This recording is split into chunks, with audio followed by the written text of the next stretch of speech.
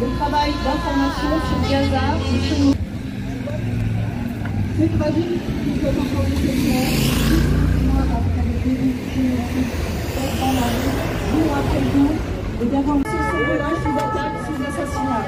Nous avons dit que si Israël traque les journalistes, c'est non seulement pour éliminer les témoins du génocide, mais aussi parce que ce sont des Palestiniens et des Palestiniennes.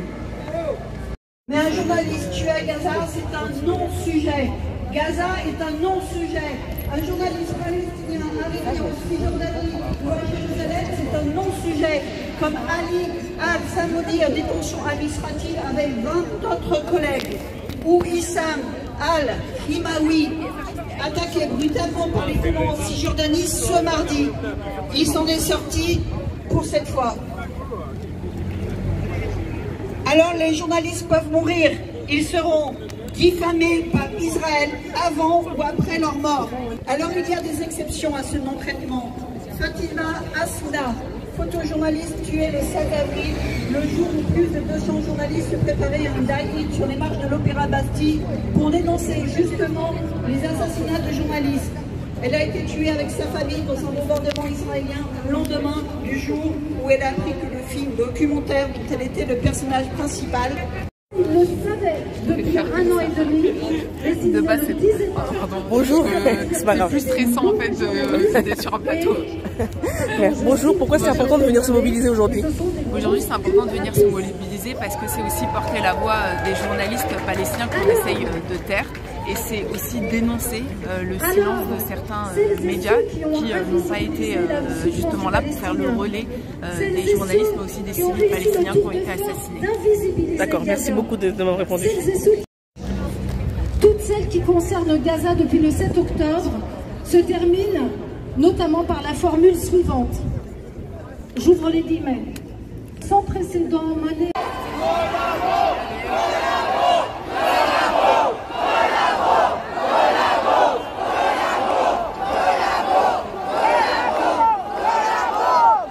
Médias complices, dites la vérité. Remède, arrêt sur image, basta, politisme. Il faut les soutenir, partager leur contenu comme il faut partager les contenus des journalistes palestiniennes et palestiniens. Ceux qui sont à Gaza, en Cisjordanie, à Jérusalem. Et nous continuerons aussi sans relâche à dénoncer l'assassinat de nos collègues, à relayer leurs paroles, à dénoncer le silence complice des médias dominants. Et nous disons aux médias français... Mais la situation des journalistes à Gaza est absolument calamiteuse. Un assassinat de 200 journalistes, ce n'est pas des dommages collatéraux. On voit la propagande.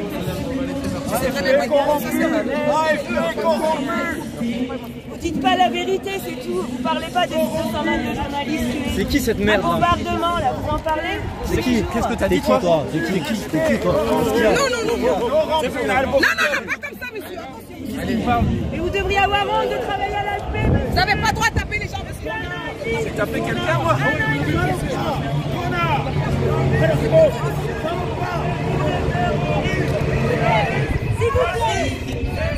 S'il vous plaît, on repart. N'ont jamais relayé nos mobilisations. Les seuls moments où nous avons eu le droit à du temps d'antenne, c'est quand ils ont voulu colporter des fausses accusations à notre rencontre. On s'est fait accuser d'islamistes, on s'est fait accuser d'antisémites. Nous, à Sciences Po, il a été dit dans tous les médias français qu'une étudiante juive a été refusée d'accès de l'amphithéâtre où se passait une conférence, l'amphithéâtre Boutmi, où se passait une conférence le 12 mars dernier, le 12 mars 2024. Cette information est complètement fausse.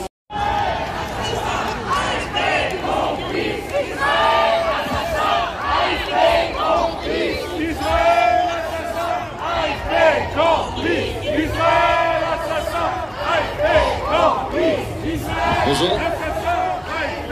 Bonjour.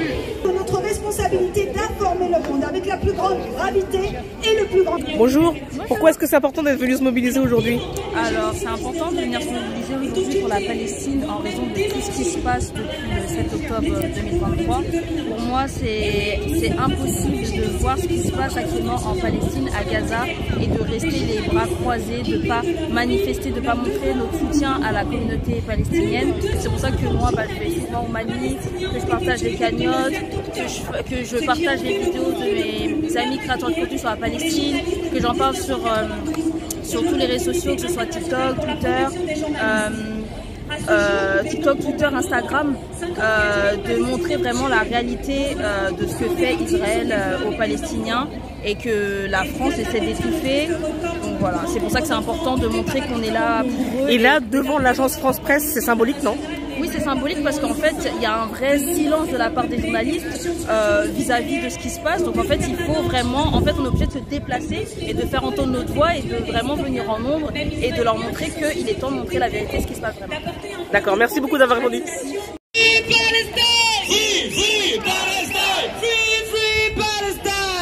free Palestine!